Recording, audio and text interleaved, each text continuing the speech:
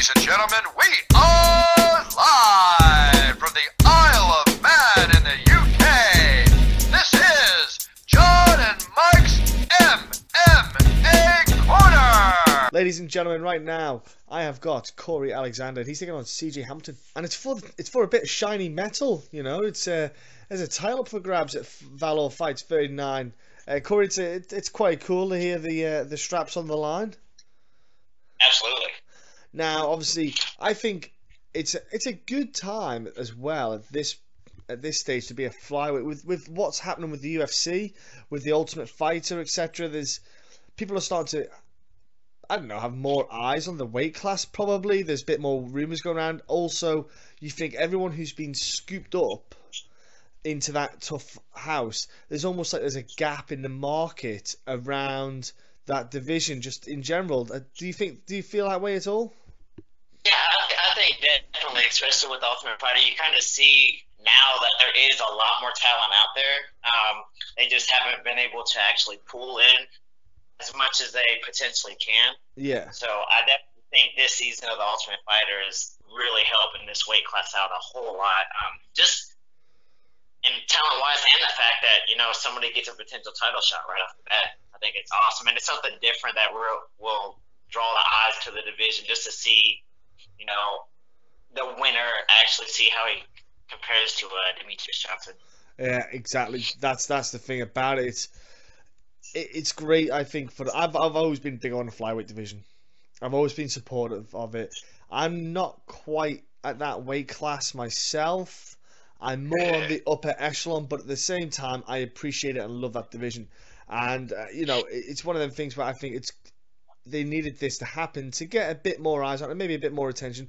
And I think then even on the this outside of the UFC, whether it be on Valor Fights, whether it be on Titan FC or any other promotion in the world, really, there is a slight bit more of an people will look at that weight class a little bit more due to it. Now, obviously, the title's under the line. I think that gives it more stability for you to get your name on the big scene. Now, you've been to Russia recently as well. Yeah. Your career's starting to kind of flourish in a way with these little ventures, and obviously all this happening. How's everything going for you mentally with all this? With everything going on now, you know, I recently signed to a new management team, Relentless Sports Management, and we've been able to, you know, like you said, go out to Russia, and just that venture alone, you know, it was pretty cool in its own. I actually signed a 4-fight contract with that organization, and they kind of let me venture out and take other fights, you know, depending on their schedule and what they're looking like. Yeah. So that's really cool. As far as my mindset with it all, it's actually, you know, it's helping me to really refocus and train harder to, you know, not only represent like my city, but when I go to Russia, I get to represent, you know, my country itself. So it was pretty neat as far as that experience and just my mindset in general. It's really bringing me back to where I used to be when I first started this. The passion that I had, I really, you know, trained really, really hard, and it didn't matter. And I've got that energy and that fire again. Well, the thing with obviously the fire and the passion, sometimes if you're in any situation for an extended period of time, because you've obviously been in the game for a little while now, you know, you've had a few fights under your belt, so you've not had a couple of fights, you've had a few fights, you've got the experience that, I won't lie, a lot of guys won't have. There is a lot of guys out there that will not have the knowledge and experience that you've had, and that is great. That's really something. That is a weapon in itself. Absolutely. And I suppose that obviously, you know, when you're taking on Hamilton here at the Valor Fights Squad, have you watched any of his stuff yourself? Do you know much about him? I personally haven't. You know, my coaches have. I don't like to watch my opponents, and I kind of started to a couple fights, you know, within these last couple fights, and it really took away from me just being myself instead of worrying about what they do. Aye. And I think that, so I've just kind of started to lay back again and just focus on training and let my coaches do that. And as far as as far as what they see. You know, they'll let me know a little something here and there, training wise. So as far as CJ goes, I really don't know a whole lot about him. I know he's a tough guy. He's 9-4. He's actually beat a couple guys that I've lost to, which in turn will actually be great to get the victory. So it'll help kind of nullify those losses. But as far as him himself, I believe he's a wrestler. Mm-hmm. I think he was a state champ wrestler in Georgia. I'm not 100% on that. Yeah. But you know, I've wrestled since I was 4 years old, so I'm pretty comfortable as far as the wrestling aspect goes. I just think it's going to be a really, really good fight altogether. We're both very talented guys. Yeah, I was about to say, because I've watched footage on the pair of yous, and yeah, you have both got aspects that are exciting to watch, and that's, I think, something that will complement each other. The fact that you're not both the same. For example, you're not both sitting there with your big right hand trying to throw a big right hand at each other. You both have a different kind of angle of excitement, which I think as well, as long as you can both get that off, will really engage everyone watching this fight. You know, it's really going to get a lot of people talking about it. Absolutely. Now with Hamilton, like you said, you don't watch the footage. You did start to do it. You don't start to do it. I was just thinking, because obviously with the flyweight division, it's similar in a way to the heavyweight division in the fact that there's not a lot, in the sense of there's not it's not like the lightweight division where you sit there and you could literally, in the UFC, I could probably name a handful of lightweights and people would go, no idea who they are, and they're in the UFC. So with the flyweight division, it's kind of one of them ones where you probably sometimes do cross guys you just know anyway, just from the scene, the situation, due to the fact that there's not a lot of you guys around there. With training partner aspects, do you find it's okay because you can mix with the bantamweights and the featherweights a bit more? Oh, as far as my training partners, I have my gym's relatively a small gym. I would compare it not on the level of, but like size-wise, I compare it to a lot of like Team Alpha Male. You know, 90% of their gym is the lower weights, 45 and below. My gym, SSF, is about the same. They, you know, for the majority, we got, you know, the few big guys, but for the most part, we're a 45, 55 and below type of gym. So I have a bunch of different weight classes with a bunch of different looks, you know, anywhere from southpaw to orthodox, you know. So wrestlers to jiu-jitsu to Thai guys, taekwondo guys, just regular kickboxing guys. So as far as getting a look, I think my gym is fantastic on providing any of that style. And in the flyweight division, I don't really think that you can. There's not really a style. You just gotta kind of hope one of the 1,000 punches that gets thrown at one time doesn't land the correct way. It's so fast and so you know, compared to, you know, some of these other divisions where they got to watch out for that one big shot and you know it's coming, you just don't know when. This one, you gotta hopefully not get hit by one just hard enough out of those 10 punch combos, 20 punch combos that a smaller guy's throw. That's the thing. The pacing is unreal. You know, you guys just don't tire, because, you know, like you say, watching the heavyweights, if it goes out the first round, straight away you're thinking to yourself, man, it's going to slow down a heck of a lot. Yeah, but heavyweight, I generally think it's first round knockout or 5-round later round. Yeah.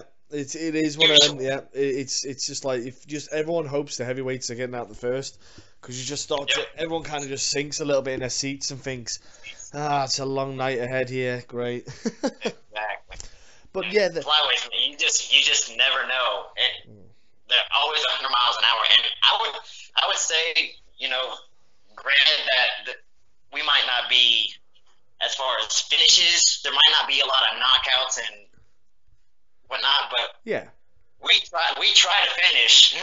We search our finishes the whole entire fight, to where after, you know, some of the weight classes, after getting out of the first or second round, they're just trying to survive cardio wise to make it through the rest of the fight. We really push pace the whole entire fight, and we all try to search for finishes. I I can't really think of anybody in the division that really just kind of lays and prays or sits back to not finish a fight. Yeah, I don't think it's one of them divisions where you really can do that as well. That's the thing, because technical ability wise, it's really like if you're 125 pounds, it's a bit different than if you've got a 260-pound guy on you. You know, it's the lay and pray. You don't see it often because it doesn't really work. You know, it's just not really feasible unless you're an extremely good grappler.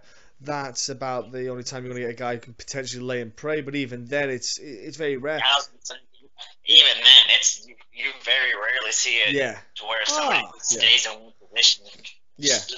The scrambling ability of the smaller guys is just it's second to none. It's awesome. Yeah, it's great. Yeah. It's all. That's what I love it, because the fight can switch on a dime, and the fact that in that 50-50 moment, anything can happen. The guy can jump in for his own submission. You can crack him. You can catch him, and it's so fast. You've just got to keep your eye on it. Obviously, because you've been competing for, you've had a few fights under your belt. Let's say you've had more than 2 or 3. How are you yourself though, keeping yourself evolving, growing, and developing? Because if you keep the same style, you can't get any further in yourself. Never mind the fight game. And the fight game, as we know, it changes a lot and it changes often. So, what are you doing yourself to just keep yourself on point? Well, within the past couple years, when I first started, I was 100% a wrestler. There was no way around it. That's what I did. That's all I did. And then the last couple years, I've really taken interest in,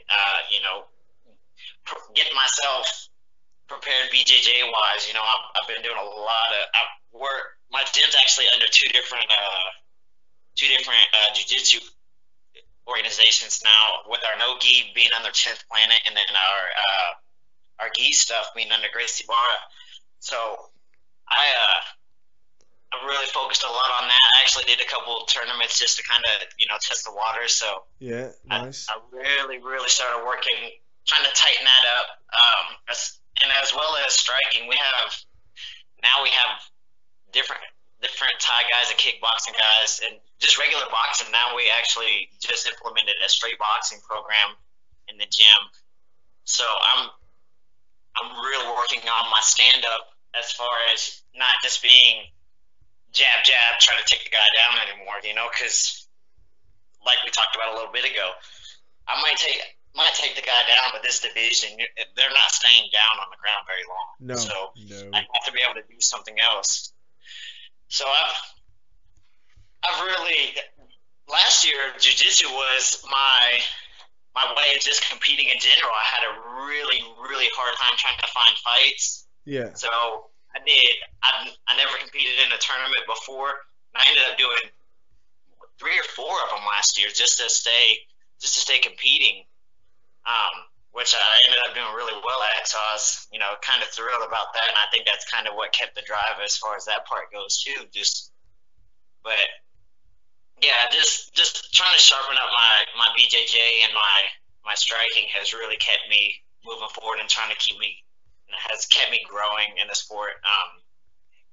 Because I've fought for a long time. I've had 17 pro fights now. And then I had 11 amateur fights on top of that.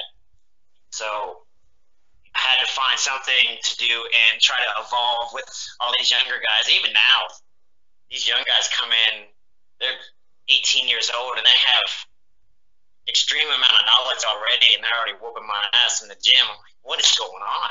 yeah, that's the thing. You've got to stay on point. You can't accept doing what you did 2 years ago. You can't accept it. Nope. You've got to, because that's the thing, that not even just the kids, it's just people are wanting to change. So if you're not going to change, they will, and you're just going to be left behind, and it's going to get you losses. And the last thing you want to do is lose. It's as simple as fact. Simple fact. You want to win, and the only way you're going to do that is evolving and accepting that. So look, you're evolving. I like the fact that you're doing 2 types of jiu-jitsu, the gi and no gi. That will definitely give you a different kind of sight into the game when you're fighting. Now, the fight against CJ, it can go anyway. We know that with the flyweight division. Yep. But I'm certain you probably want to get a finish, I'd imagine, because that would definitely put a statement. And because last thing you want is like a split decision and stuff like that. With the flyweight division, do you think submissions is more important than trying to get the knockout? Because it is a bit more difficult with the knockout in the flyweight division. The statistics have shown. Do you think you're more likely to get that submission than a knockout these days? Yeah, I think in that division that's more of an option than a knockout. The human body. Granted, we are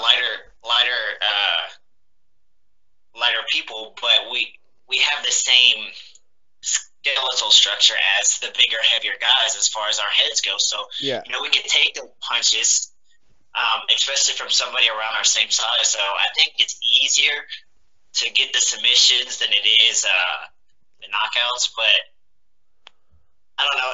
Even now, if you watch the Ultimate Fighter on Wednesday, them guys they were submissions that you thought were for sure going to be finished. They were getting out of. So I mean, even then, I don't think it's necessarily a high percentage anymore. Yeah. Not at the flyweight division, anyways. No, it is. It's getting even harder to get the finishes in that flyweight division. I think that's why if you get the finish, it makes you stand out. It makes people take notice of you more. I look, with the title on the line, it's one of them ones where when there's a belt up for grabs, you can't really leave. It's too dangerous to leave in the hand of the judges. You really need to make that kind of crystal clear that you're the winner. And there's no doubt, because it's like we've seen some skew-whiff decisions in every promotion. Like sometimes you think, who's watching? You think to yourself, has the judge just been to the toilet? Who gave you your judging license? I see some terrible ones. Yeah. You think that? I literally sometimes think they went to the toilet for 15 minutes and came back and just guessed. It is one of them. Probably would have been more accurate. It's really, that's why I think but at the same time I think it's kind of a good thing, because you think, well, it kind of a bit of an incentive to put that finish on there and get that killer instinct and get the fight done. Look, I know you're going to go in there and you're going to put on everything you can to get a victory. You're going to put, obviously, the fight fans who are going to be there, they'll be enjoying it. People there watching yourself will be cheering you on. Before that fight happens, though, you're going to have social media. I'm sure you have, and afterwards you'll have some stuff going down. What's social media, buddy, so people will jump onto to like give you a follow and join in on your kind of venture? I have Facebook. My athlete page is Cory, and then Alexander the Great in quotations. Yep. I have Instagram, the Great 125. Twitter, I don't get on it much. I kind of use Instagram to just post to it. I want to say it's the Great 125 as well. Okay. As far as those are my three outlets, of course, and then I kind of have a joint page with my girlfriend who keeps track of all my management stuff, because between work and training, I don't really have time to really get on social media a whole lot to track down sponsors and whatnot. Well, she's a good soul for doing that. Good girl. That's what you need. You need that help. That support network around you is vital. So you mentioned your girlfriend there. So that's an external network, as in not in a training kind of concept. But can you give me a shout out to your gym, where it's at? Also, give me a mention of your coaches and maybe particular people that have helped you maybe a bit more in training camp, if you've been training with anyone specific. And if there's any sponsors as well, like you said there, if there's any of them helping you out, just give them all props, man. Yeah, my gym here in Clarksville, Tennessee is SSF. It's right across from the college. My sports management team, Relentless Sports Management, they're the ones helping me find all these fights, and they're doing a lot of my sponsorship sponsorships and whatnot. My gym, my coach is Mike Merriman. He's my head trainer. Does an awesome job. Kenneth's my strength and conditioning coach. Jason Martin, he's my gi coach. Sam Davis is my no gi coach. Jesse Davis, does a lot of my striking. American Pride Boxing, which is attached to SSF, is also some of my striking. My training partners: Adrian, Nate, Hawaii, Jamon, Melvin, Jordan, Jacob Lynch, Peyton Hayes. Man, we have too many of them guys to name. So if I miss somebody, I'm sorry. And as far as my sponsors, Clinch Gear, Intensity Nutrition, Double Tap Tactical. We also have Anytime Fitness at Dover Crossing, Training Mask, Damage Control, Reindeer Safe Fight Gear. I think I hit everybody, but if not, I'm sorry I missed you guys. I appreciate everybody's support, and I can't wait for you guys to see a show December 2nd. It's going to be insane, people. Like Valor Fights, I know Tim Lloyd always puts a good effort in getting a great card for people to watch, and he always matches up some cracking bouts. So, and it's a belt on the line, so there's a bit more of a first for this win for both of you parties. So I'm sure yourself and Hamilton are going to have a great fight. I want to thank you very much for your time and coming on to speak with me. It's been a pleasure having you on, sir. Thank you. Thank you guys for having me.